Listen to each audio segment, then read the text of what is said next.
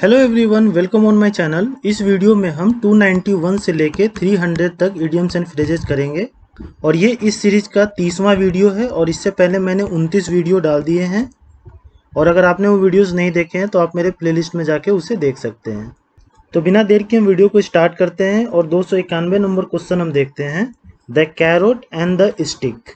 The carrot and the stick का मतलब होता है the hope of rewards and the threat of punishment. मतलब कि कोई भी रिवार्ड यानी कुछ पाने का आशा रहता है और इसके साथ साथ पनिशमेंट का भी डर रहता है। तो सेंटेंस में इसका यूज देखिए। A criminal is always ready for the carrot and the stick. एक जो क्रिमिनल होता है वो कुछ गलत काम करता है, उससे उसे इंस्टेंट फायदा तो हो जाता है, लेकिन उसके मन में एक डर हमेशा बना रहता है। किस चीज़ का? पनिशमेंट का, कि जो मैंने गलत काम किया है उसका मुझे पनिशमेंट मिल सकता है। तो इसी को हम कहते हैं कैरोट एंड स्टिक। ये काफ़ी इंपॉर्टेंट इडियम्स है और इसको एग्जाम में बहुत बार पूछा गया है, तो इसको ध्यान रखिएगा। अगला हम देखते हैं to carry all before one.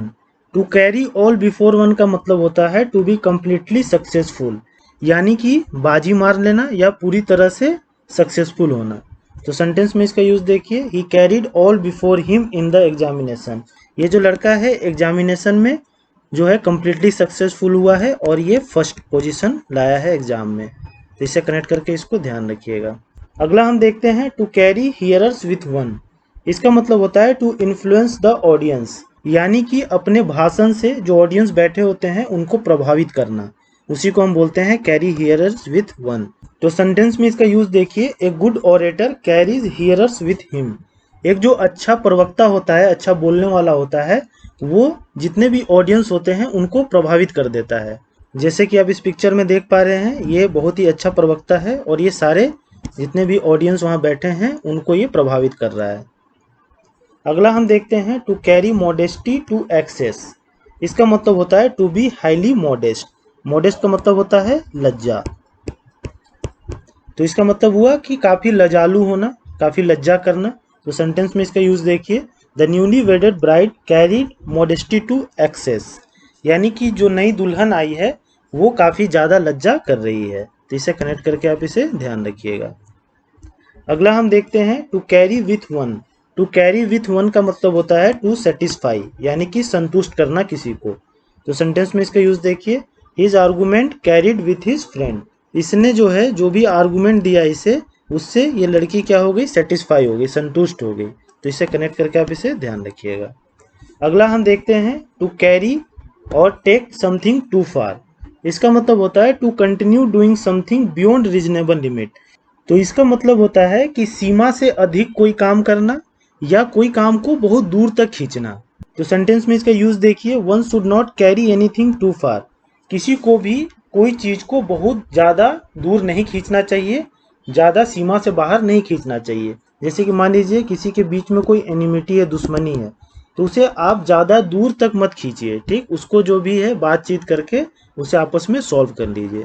तो इससे कनेक्ट करके इसको आप ध्यान रखिएगा। अगला हम देखते हैं to carry matters with a high hand. इसका मतलब होता है टू टेक स्ट्रॉन्ग मेजर्स या टू टेक स्टर्न स्टेप्स, यानी कि कोई सख्त कदम उठाना किसी भी चीज़ पे। तो सेंटेंस में इसका यूज देखिए। The principal carried matter with a high hand against the notorious student, यानी कि जो नोटोरियस स्टूडेंट्स थे उसके खिलाफ जो प्रिंसिपल है उसने काफ़ी सख्त कदम उठाए हैं। तो इससे कनेक्ट करके आप इसे ध्यान रखिएगा।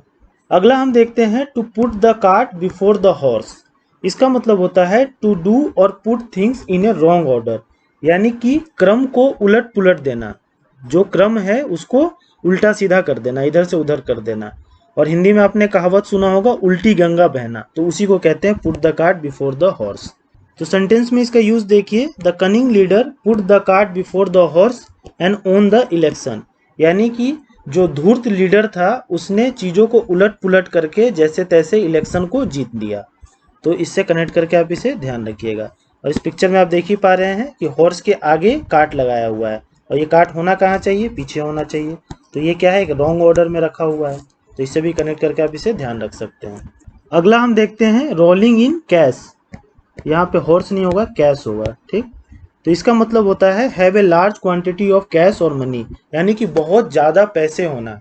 तो सेंटेंस में इसका यूज देखिए। Now A days he is rolling in cash, आजकल जो ये बंदा है वो कैश में रोल कर रहा है, यानी कि इसके पास आजकल बहुत ही ज़्यादा पैसे हैं। तो इसे कनेक्ट करके इसको ध्यान रखिएगा। अगला हम देखते हैं to cast a slur upon someone's reputation. इसका मतलब होता है टू अटैक समवन्स रेपुटेशन या टू डिफेम समवन, यानी किसी के सम्मान को धक्का पहुंचाना या किसी को बदनाम करना, उसके लिए ये इडियम्स का यूज होता है। तो सेंटेंस में इसका यूज देखिए, she cast a slur upon her family reputation by eloping with her lover. इस लड़की ने जो है अपने फैमिली के सम्मान को धक्का पहुंचाया है अपने लवर के साथ भाग के। तो इससे कनेक्ट करके आप इसे ध्यान रखिएगा। तो इस वीडियो में हमने 10 इडियम्स एंड फ्रेजेस किए एंड आई होप कि आपको ये समझ में भी आ गए होंगे और आपको याद भी हो गए होंगे। और अभी तक हमने 300 इडियम्स एंड फ्रेजेस कर लिए हैं। तो जो हमारे वीडियो के साथ रेगुलर बने हुए हैं उनको ये 300 इडियम्स एंड फ्रेजेस याद हो गए होंगे। तो ये सीरीज़ जो है वो कंटिन्यू रहेगी। और आपको अगर ये सीरीज़ पसंद आ रही है और मेरे वीडियोज़ अच्छे लगते हैं तो please like share and subscribe to my channel. Thank you.